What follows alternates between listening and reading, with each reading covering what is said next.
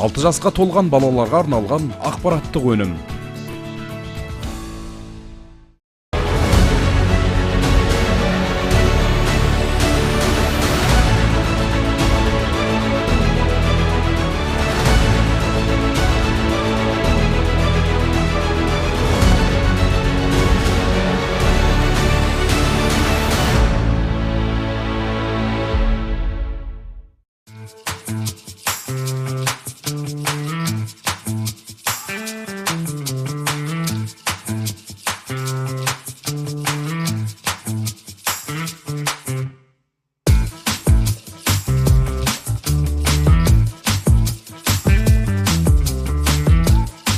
Құрметті Білім Лайф бағдарламасы Жуалы ауданының орталығындағы Әлихан Бөкейхан атындағы нөмір 15 мектеп лицейіне қош келдіңіздер.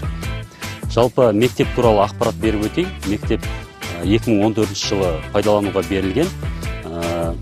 2018 жылы мектеп лицей статусына ие болған.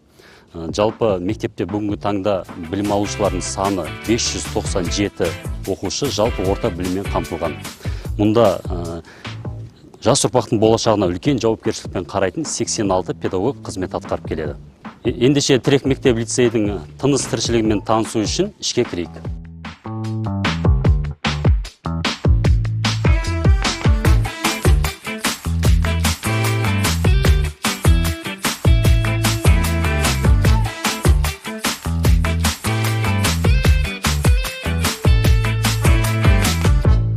Білім негізі бастауышта қаланады, өйткені бұл кезеңде баланың дүниетанымы қалыптасады. Осы орайда бастауыш буынмен таныстыру үшін сөз кезегін жалпы директордың оқу жұмысы жөніндегі орынбасары Қарлығаш Қалмаханқызына беріледі. Қош келдіңіздер. Жалпы бірінші және 4-ші сыныптар аралығында бастауыш сыныпта барлығы 320 оқушы білім алуда. Қазіргі таңда 10 сынып жинақталған. Мектеп алып даярлық 3 топ, мектеп алып даярлық тобымыз бар. Саламатсыз ба? Бұл бастауыш сынып кабинеті, сынып мұғалімі Кенжеболат Аманкүл. Зерттеуші санаттағы озық тәжірибелі ұстаз. Саламатсыздар ма балалар? Бүгінгі өтетін сабағымыз бүгін ана тілі сабағы. Ана тілі сабағы бүгінгі біздің тақырыбымыз сөйлем, нанды қадірлейік тақырыбы.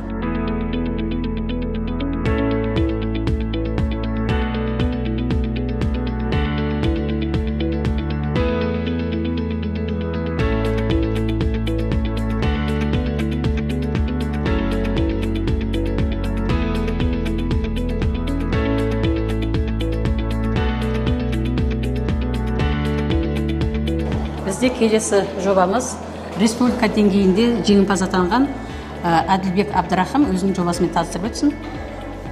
Мен жалпы адамдардың табиғи таза өнім қолданғанын қалаймын. Осы мақсатта біз люфа губкасын зерттеген болатынбыз. Люфа өсімдігін, жалпы люфа өсімдігі асқабақ тұқымдас өсімдік және бұның сабағын тұрмыста губка ретінде пайдалануға болады. Осы люфа өсімдігін өсіру мақсатында біз жылжай жасаған болатынбыз. Бұл жылжайда температура ылғалдылықты көрсетеді және жасанды жарық беру бізде күн панелі арқылы жүзеге асырылды. Сонымен қатар люфа өсімдігінен біз түрлі бұйымдар жасаған болатынбыз. Мысалы монша жөңкесі және скрабтар. Бұның бәрі адам ағзасына зиянсыз,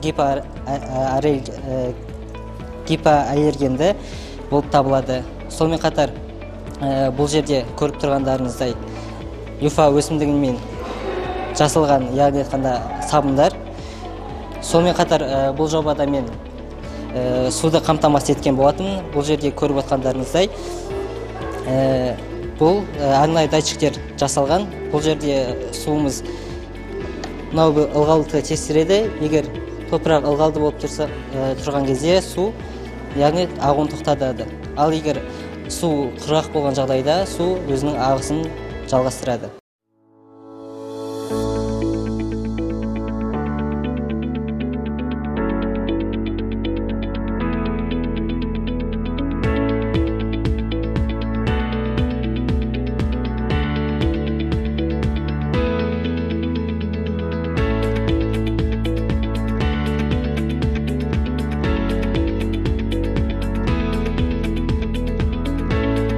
физика пәнінің мұғалімі Абдықұл Саят Байғалиұлы.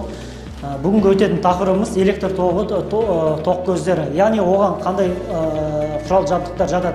Ең бірінші біз тоқ көзін алу үшін механикалық энергияны электр энергиясына айналдыруымыз қажет.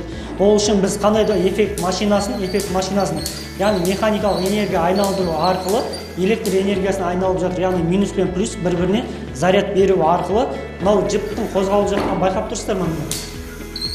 Яғни механикалық энергия арқылы электр энергиясын беріп жатыр деген сөз. Екінші кезекте бізде тәжірибеміз тоқ көзі арқылы электр шамын жағылу есептеледі. Ары қарай жарылқасын Әсемай өзіңіз көрсетіп жіберсеңіз. Бүгінгі тәжірибеде біз тоқ көзі арқылы электр шамын жағуды көреміз.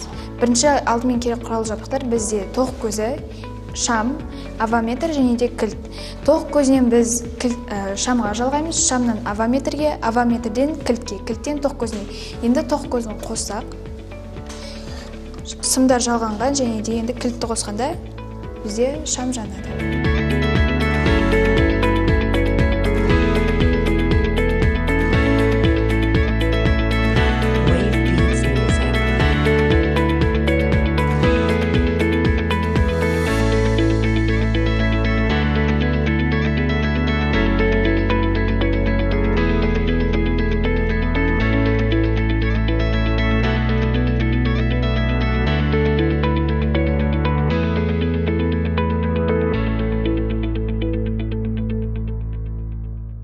Мектебіміздің техникалық базасының жаңартылуы бұл оқушылар мен ұстаздар үшін үлкен мүмкіндіктер мен жаңа бастамалардың бастауы болды. Оқушыларымыз ғылыми жобалар, пәндік олимпиада, түрлі пәндік конкурстардан жүлделі орындар алуда.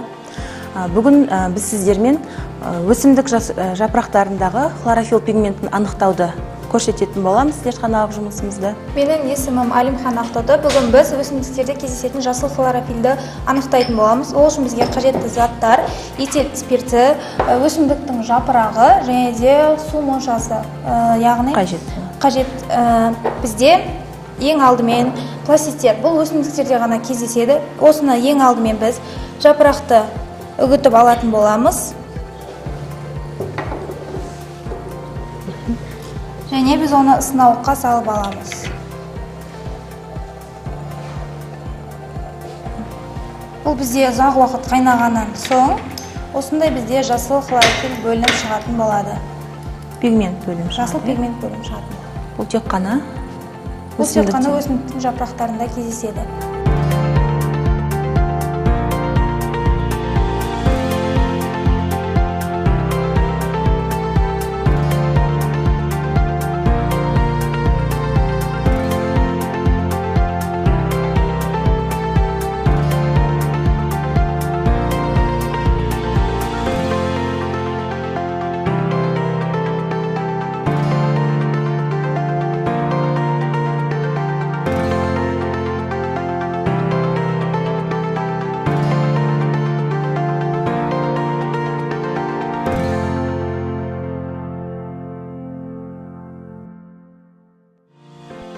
Көркем еңбек сабағында сабақ жоспарына сәйкес бізде әртүрлі жұмыстар атқарылады. Осы кабинетте бар құрал саймандар, станоктарға байланысты жұмыстар атқарылады.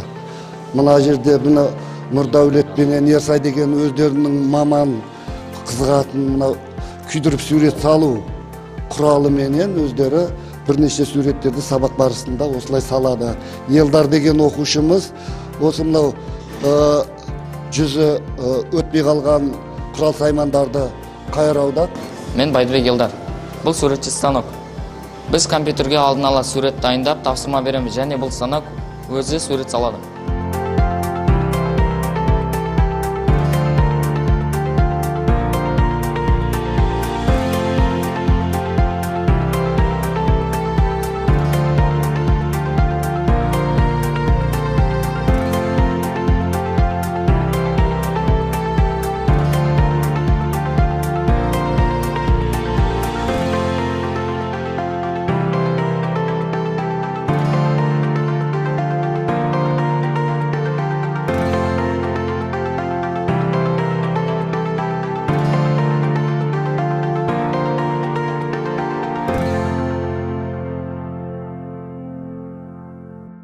Мен көркем еңбек пәні мұғалімі Кадирова Айгүл Сәтқызы. Ата бабамыздан қалған ши құрақ. Бұл ши құрақ өте жіңішке ретінде құралатын жұмысы. Алдағы біздегі бисермен картина жасау жұмыстарымызда қазақтың ұлттық қыздары менен және әже картина жұмыс жасауымызда. Келесі біздің жұмысымызда бұл ши құрақ. Бұл ши құрақ ұлттық құндылықтардың бірі. Яғни ши құрақ қамыстан құралатын жұмыстар. Орама ши. Алдағы біздің құрақ құраудың түрлері өте көп. Яғни бұл құрақ аққу құрағы. Бұл аққу құрағы, яғни екі жастың символы болып табылады.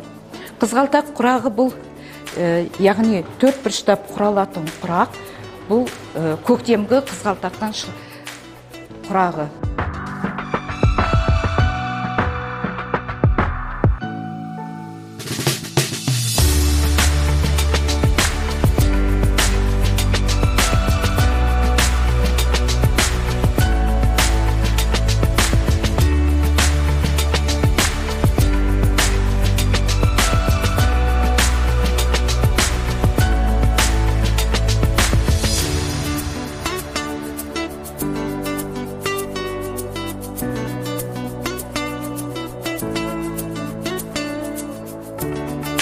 Мен Мұхтар Маймуна 8 сынып оқушысы.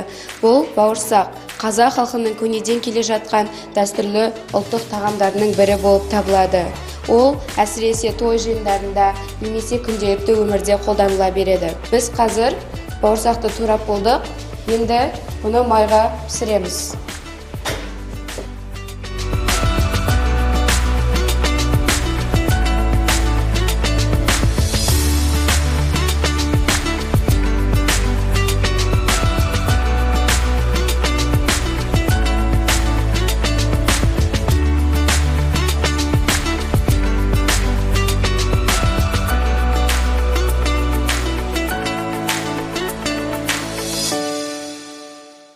Мектебімізде 19 үйірме жұмыс жасайды. Мектебімізде мынау физкультура және спорт бағыты бойынша интеллектум кабинеті ашылған. Осы кабинетте Гамлет шахмат үйірмесі ашылған. Оның жетекшісі Дамир Төлеуұлы. Шахмат ойыны дегеніміз адамның есте сақтау қабілетін өте жақсы жаттықтырады. Бүгінгі оқушылар сабағымыздың тақырыбы пілдің жүрісі деп аталады. Пілдің жүрісін қалай жүреміз, осыны үйренетін боламыз бүгінгі жаттығулар. Бүгінгі күнімізде піл дегеніміз, бұл шахмат дегеніміз негізі соғыстың мағынасын білдіреді. Бір-бірін жаулап алу, бір-бірінің корольдерін жаулап алу деген мағынаны білдіреді. Бүгінгі енді піліміздің жүрісі бір қара клеткада тұрады, біреу ақ клеткада тұрады. Сол қара клеткадағымыз өзінің қара жолымен жүреді. Ақ клеткада тұрған піліміз өзінің ақ жолымен жүреді болады.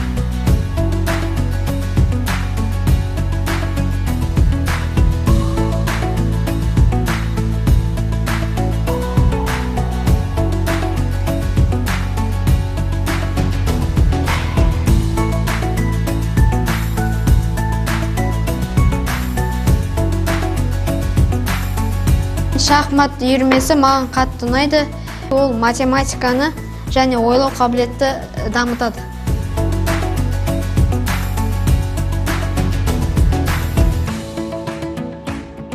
Мен осы 2-ші жыл домбыра үйірмесінің жетекшісімін.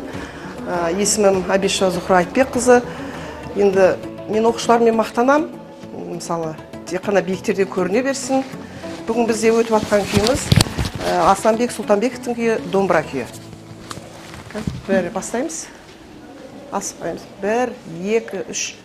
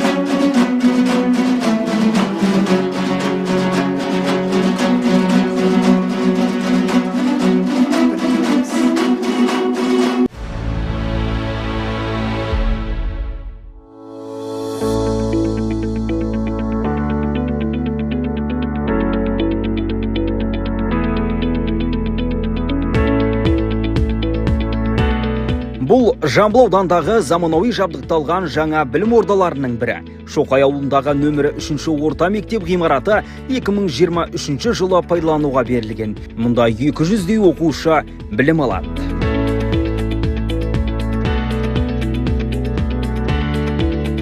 Ал балалар, бүгінгі сабағымызды бастамас бұрын бір-бірімізбен жақсылап амандасып алайық. Кәнеке? Қайырлы күн, досым. Қайырлы күн болсын. Бүгінгі алар бағамыз? Кілең бестік болсын, тамаша. Орындарын отыра қойыңдар. Біз сабақ барысында балалар неше дағдыны қамтимыз? Қандай айтып жедек? Тыңдағым, айтылым, оқылым, жазылым.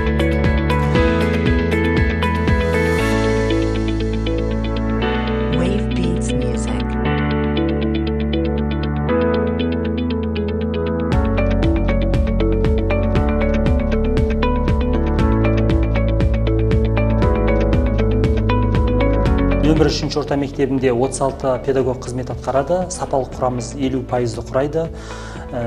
Биылғы оқу жылында біздің мектепте 10 жоба іске қосылған. Бұл жобалардың бәрі оқушылардың, мұғалімдердің сапалы білім, саналы тәрбие алуына бағытталған жұмыстар болып саналады.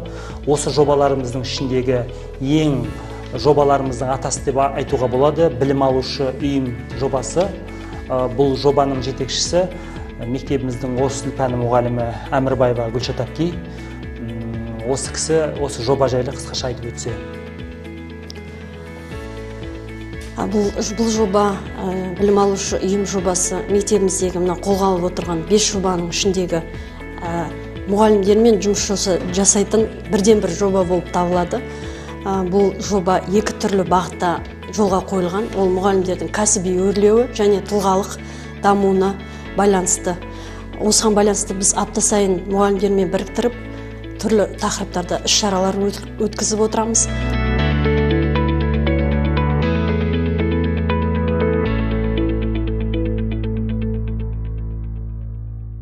Бұнда бізде химия кабинеті, бізде 2023 жылы химия, биология, физика кабинеттері толықтай құрал саймандармен қамтамасыз етілген болатын.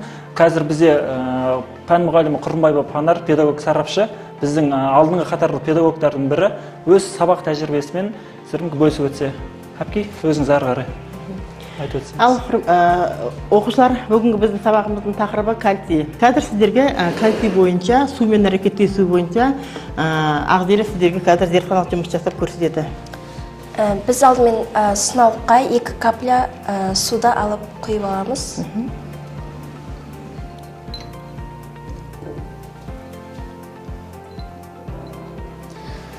Содан соң кальций қышқылын алып, шағын ғана алып, суға не істейді екен біз? Кальцийге, сынауықтағы суға кальцийді не істедік біз? Салдық, иә? Енді қазір кальцийдің сумен әрекеттесуі бойынша не түзілетінін қазір көреміз қазір бізде. Біз кальций мен судың екеуінің әрекеттесуі арқылы біз сутек қышқылының сутек газының бөлінген байқадық, иә? Мына кальций бізде сумен әрекеттесіп, сутек газы не істеп жатыр? Бөлініп жатыр екен.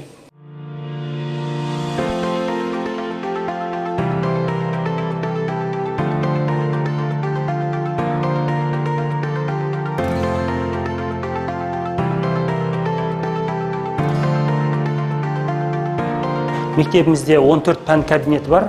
Олардың барлық кабинеттер заманауи үлгіде жабдықталған, модификацияланған. Соның ішінде 2 шеберханамыз бар, ұлдар, қыздар, 2 лингафонды кабинет бар, мультимедиалы панельдеріміз бар. Жалпы жаңа заманға сай жабдықталған мектеп. Жамбыл ауданы бойынша модификациялық кабинеттер 86%-ды құрайды. Өткен оқу жылында аудан бойынша 30 модификациялық кабинет сатып алдық. Алдағы уақытта да осы бағытта жұмыстар жалғасын табатын болады.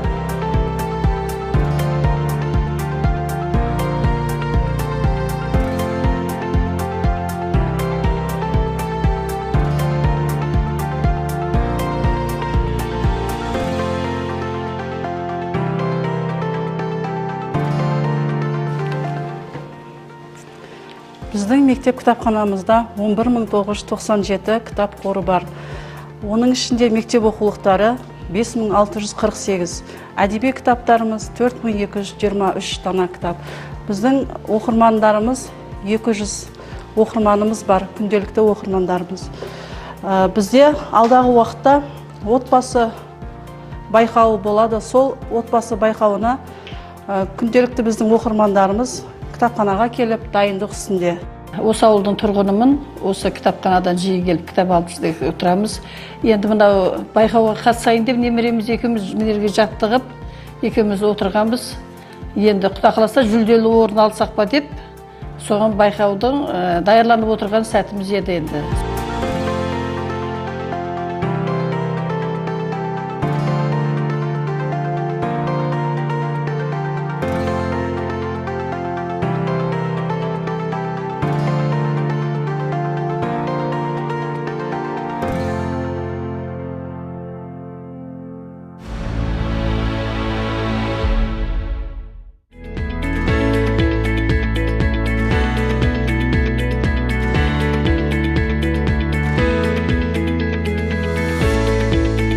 Қазіргі таңда балаларды сабақтан тыс уақытта түрлі үйірмелерге тарту үшін қазынадан қыруар қаржы бөлініп келеді. Бұл орайда Асадағы шығармашылық және кәсіби бағдар орталығында оқушылар түрлі үйірмелерге қатысады. Олар киім тігіп, ою ояды, тамақ істеп түрлі дәмділерді даярлайды. Басқа да шеберлікке баулитын үйірмелер бар.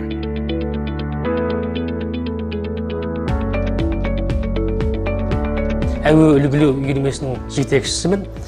Бұл жерде оқушылар ең алдымен ұшақ жасауды үйренеді. Құрал саймандар бөліп беріледі. Әр бала өзінің сызбасы бойынша ұшақтың бөлшектерін жасайды және ең соңында құрастырып шығады. Ол үшін алдыменен мінекей қазір Бекболат ұшақты жасап бітірді. Енді бұның сыртын аэродинамика заңы бойынша мына пленкамен қаптайды. Қаптап бітіргеннен кейін барып, оның дөңгелектерін орнатады және басқару құрылғыларын орнатады.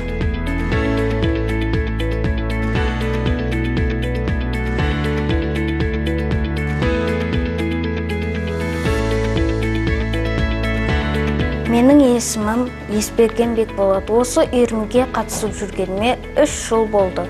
Осы 3 жылда мен қалай ұшыруды және құрастыруды үйрендім.